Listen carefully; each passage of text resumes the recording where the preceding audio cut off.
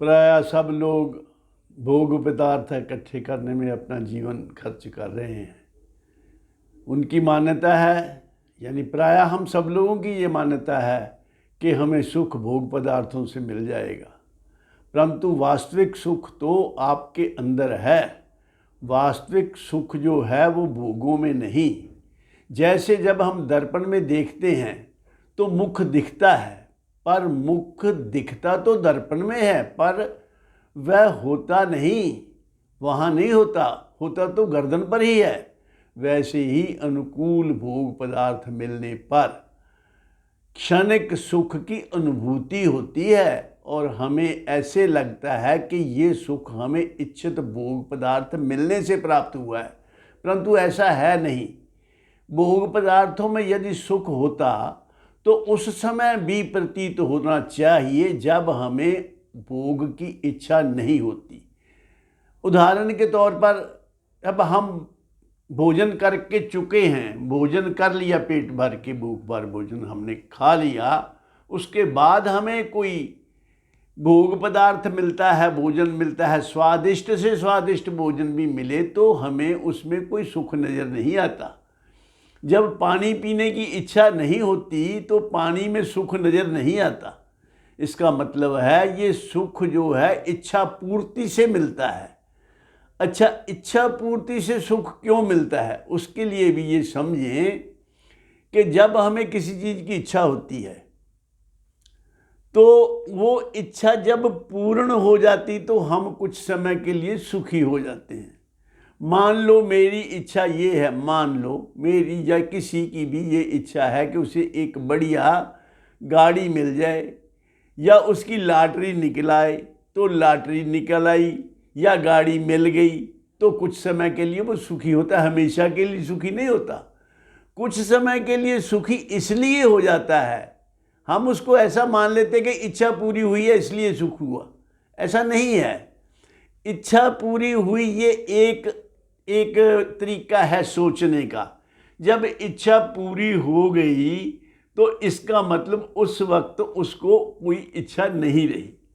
वो जो डिज़ायरलेसनेस की स्थिति है, जो इच्छा ना होने की स्थिति है, उसके कारण सुख मिल रहा है। तो इससे सिद्ध होता है कि अगर हमें किसी चीज़ की भी इच्छा ना हो तो हम हमेशा सुखी रह सकते हैं।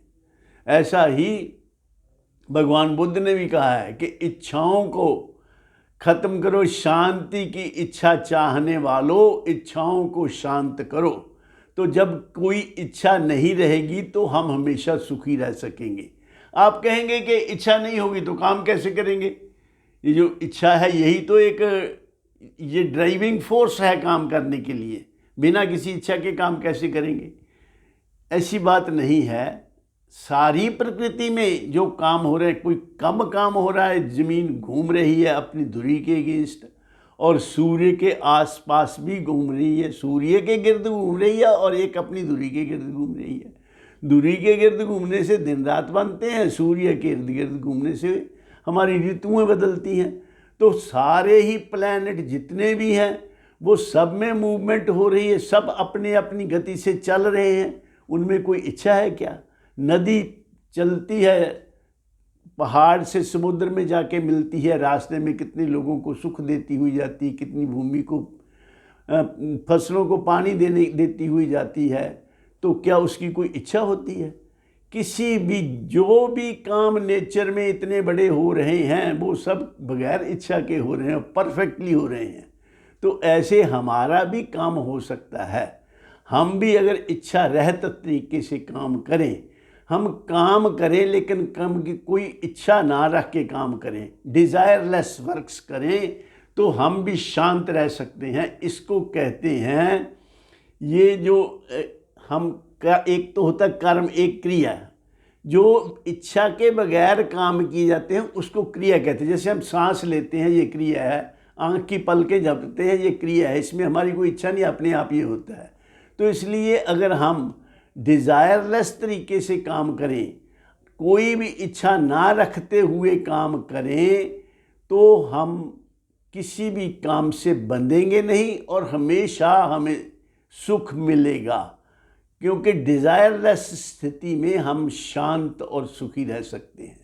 इन शब्दों से मैं अपनी वाणी को विराम देता हूँ और आप सबके कल्याण की करता हूँ कामना, क्योंकि ये काम करने का तरीका है, जो बगैर इच्छा के काम करना, यही कर्म योग कहलाता है।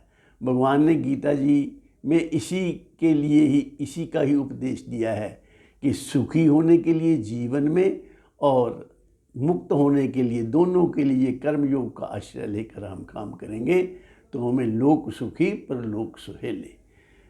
सर्वे भवन्तु सुखिनः, सर्वे सन्तु निरामया, सर्वे भद्राणि पश्यन्तु, मा कश्चित् दुःख भाग् भवेत्। ओम शांति शांति शांति ही।